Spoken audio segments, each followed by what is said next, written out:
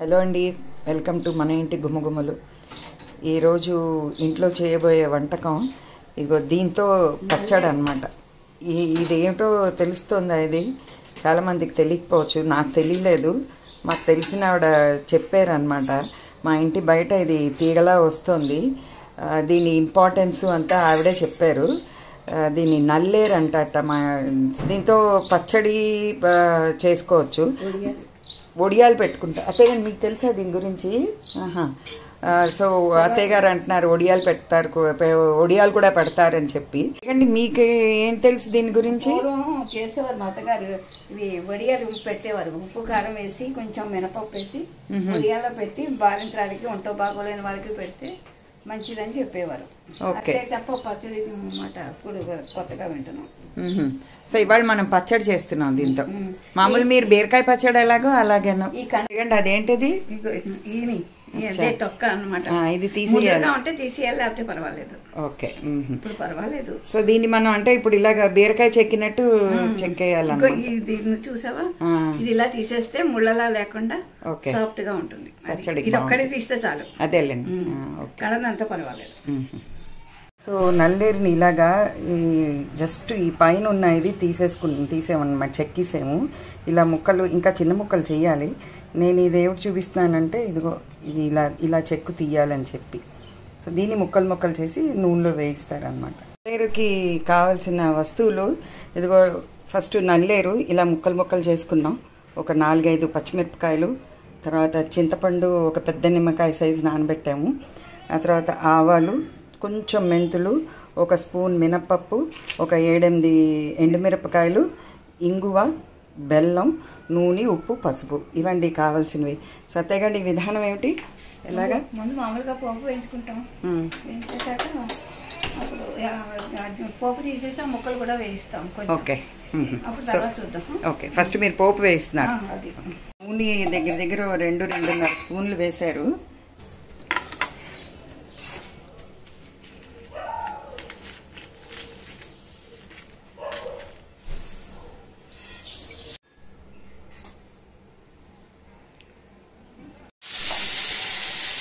తగ్గించాలా? ఒకసారి మూత వేస్తాం, వేయించేసి ఓకే మూత పెట్టి. ఓకే అత్తయ్య ఇవి ఇందాక తరుగుతున్నప్పుడు నాకు తెలియలేదు నూనె రాసుకోవాలని. ఎంత దురద పెట్టిందో అది. అదే, నేను మొన్న నల్లుడి కథ చదువుతున్నాను. మీకు తెలుసా అత్తయ్య అండి నల్లుడి గురించి? అంటే చాలా గొప్పగా చెప్పుకుంటారే అతన్ని కూడా. షట్చక్రవర్తులు అంటే 6 అనమాట. నలుడు, హరిచనుడు, పురుగులుడు, పురుగుచ్చుడు, సగరుడు, కార్తవ్య వీరార్జునుడు. అంటే కార్తవ్య వీరార్జునుడు. అబ్బో, ఇంత పెద్ద పేరా? 6 షట్చక్రవర్తులు. ఓకే, సగరుడు చాలా గొప్పవాడు. సగరుడు వల్లే మనకి అసలు గోదావరి, భాగీరథి అంతా వచ్చింది. ఇలాంటి మంచి నిష్ఠాతులు, హరిచంద్రుడు అంటే సత్యం పాటించేవాడు. కానీ ఈ నలుడు కూడా ఇలాగే పాండవుల జోదం ఆడినట్టే అతను ఆడేట కదా, వాళ్ళ సొంత అంటే ఈ స్టెప్ బ్రదర్తో. తర్వాత అడవులు పాలైపోయారు. అవును, చాలా చాలా ఉంది. ఇది అందులో అశ్వారూఢంలో మంచి ప్రావీణ్యం ఉన్నవాడు. ఇంత టైంలో 1,000 మైళ్ళు ప్రయాణం చేయగల సమర్థత ఉందన్నమాట అతనికి. అలాగే వీడు పసిగట్టి మరి తండ్రి స్వయంవరం ప్రకటిస్తే ఫలానా రాజు దగ్గర ఉన్నాడని కనిపెట్టి వాళ్ళకి ఈ ఆహ్వానం పంపిస్తే ఆ రాజు వెళ్ళిపోవాలి. ఎలాగా పెడతాం, నేను ఈ టైంలో అందుకోగలను అంటే ఆ రాజు స్వయంవరానికి వెళ్తాడా? ఈ దమయంతి అందది అంచేత ఎవరైనా సరే చేసుకోవాలని ముందుకు వస్తారు. అప్పుడు ఆ రాజు కూడా ఎప్పటి నుంచో కోరిక దమయంతం చేసుకోవాలి. ఇప్పుడు స్వయం ప్రకటించేసరికి నన్ను ఈ టైం ఇంకా టైం లేదు, నన్ను ఎవరు తీసుకెళ్తారని ఆలోచించేస్తే అక్కడ నేను ఉన్నానండి, నేను పెడతాను. అంటే నల్లుడు అంటే వేరే రూపంలో ఉంటాడు కదా, అజ్ఞాత వికృత రూపం కూడా. శాపం కూడా ఒక రకంగా వాడికి వరం అవుతుంది.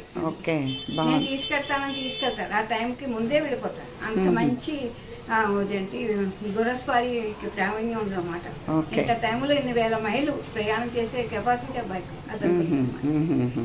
అప్పుడు ఎవరు వచ్చారు అంటే అయిపోయిందా? కట్టేశాను. ఓకే. పలానా రాజు వచ్చాడు అంటే ఆ రాజు దగ్గర ఉన్నవాడు ఎవరో ఇలా తీసుకురండి అని చెప్తే అప్పుడు ఎవరికి సామర్థ్యం లేదు, ఇలా తీసుకొచ్చేవాడు ఒక్క నల మహారాజాను అని దమయంతి పసిగట్టి అప్పుడు నువ్వు నల మహారాజు అంటే అప్పుడేమో సంఖ్యలన్నీ విడిచినట్టు శాపాలన్నీ పోయి వాళ్ళిద్దరు కలుసుకుంటారు, ఆనందంగా ఉంటారు, వాడికి నిజ రూపం వస్తుంది.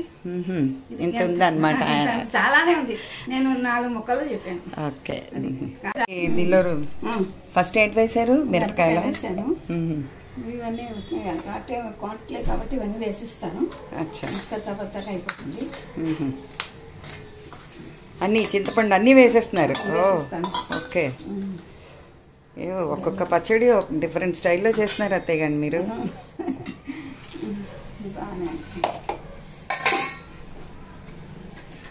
అంటే మీరు జనరల్గా మినపప్పు వాడరు, ఇవాళ వాడారు అనమాట. అదే బీరకాయకి వాడతాం. ఓకే. అది నేను ఎప్పుడూ చెప్తూ ఉంటాను. లేకపోతే కచ్చా పచ్చాగా రాదు, మైనల్లో అయిపోతుంది. ఇడ్లీ రోటీ చట్నీలో అయిపోతుంది అన్నమాట. అలా కాకుండా రోటి పచ్చడిలో ఉండాలి, పసుపు ఇలా చేయాలి. కరెక్టే. అంటే కొంతమందికి అది మెత్తగా కావాలంటారు, వాళ్ళ ఇష్టాలను బట్టి అనుకోండి. రోటి పచ్చడి అంటే కొంచెం అలాగే ఉంటుంది. అవును, ఇష్టం. సో అచ్చా, ఇప్పుడు దీనిలో ఏంటి? ఇది తీసేస్తారా? పోపు కొంచెం నలిగిన పోపుని తీసారు. ఇప్పుడు దీనిలో ఈ ముక్కలు వేస్తున్నారు, చిన్న ముక్కలకి ఎక్కువ పడుతుంది కదా టైం, అది మరి ఇదైపోతుంది. కొంచెం పీచు బాగానే ఉంది అత్తయ్య గండి దీనిలో. పీచు ఉండాలంటారు కదా. అవునులేండి. ఇప్పుడు ఇవన్నీ వేసి ఒకసారా వేసేసి ఒకసారి వేస్తే అయిపోతుంది. మీరు ఇందాక మినప్పప్పు అది వేయలేదా? ఇప్పుడు వేస్తున్నారు? ఇప్పుడు వేస్తున్నాను. ఆవాల మెంతులు ముందు వేయకూడదు, ఆఖరిని వేస్తే కొంచెం తగులుతూ ఉంటుంది. సో అన్ని వేసి ఒకసారి రుబ్బేస్తున్నారు. ఏంటంటున్నారు అత్తయ్య గండి? ఇది అన్ని రకాల మంచిదన్నారు కాబట్టి అప్పటికి నువ్వేమీ చెప్పకూడదు. మూలుగులు అవేనా? అచ్చా, అంటే కాళ్ళ నొప్పులు అవినా? మరి ఒక్కసారికే అయిపోతుంది అంటారా? అనుకోవాలి. పచ్చడి నేను రుచి చూసి చెప్తాను అత్తయ్య గండి. ప్రస్తుతం ఈయన ఇంట్లో లేరు కాబట్టి సో నేనే రుచి చూసి చెప్తాను. ఫస్ట్ టైం తింటున్నాను. బాగుంది అత్తయ్య గండి, పుల్లగా తీగా చాలా బాగుంది పచ్చడి. కొంచెం నా ఉద్దేశం కారం పడచ్చేమో కొంచెం. ఈ 2 మనం పచ్చిమిరపకాయలు తీసుకున్నవి వేసి దంపి. ఇందాక గిన్నెలో నల్లేరు పచ్చడి చాలా బాగుందని చెప్పాను కదా. ఇప్పుడు చూడండి, ఇంత పిసరే మిగిలింది. సో ఏమైంది అనుకుంటున్నారా అత్తయ్య గండి? ఏం చెప్పను, అమ్మ బాబోయ్, తిన్న తర్వాత నాలికలో అంగుట్లో ఎంత దురదంటే మీరెవ్వరూ దీని గురించి తెలియకుండా, అసలు ఆ దురద సెన్సేషన్ పోవడానికి ఏమిటి చిట్కాలో తెలియకుండా దయ ఉంచి ఈ పచ్చడిని మట్టుకు ట్రై చెయ్యొద్దు. ఇది ప్రాక్టికల్ ఎక్స్పీరియన్స్తో చెప్తున్నాను అనమాట. ఆఖరికి నేను కొంచెం అత్తయ్య గారికి రుచికని ఉంచేసాను, మిగతాదంతా పారేసానండి. సో ఇదండి నల్లేరు పచ్చడి కథ. అదే మీ అత్తయ్య గారు అంటారు, మీకు ధైర్యం ఉంటే చేసుకు తినండి అంటూను.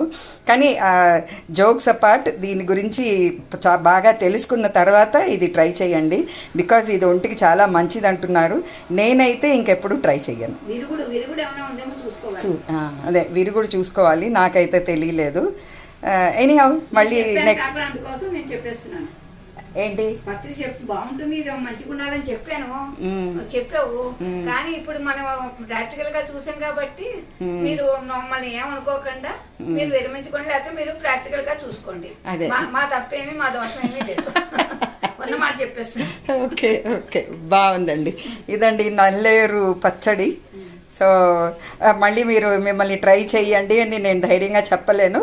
మళ్ళీ కలుద్దాం నెక్స్ట్ వీడియోలో. వీడియోస్ నేను చూశాను, ఈ నల్లేరుతో పచ్చడి చేశారు.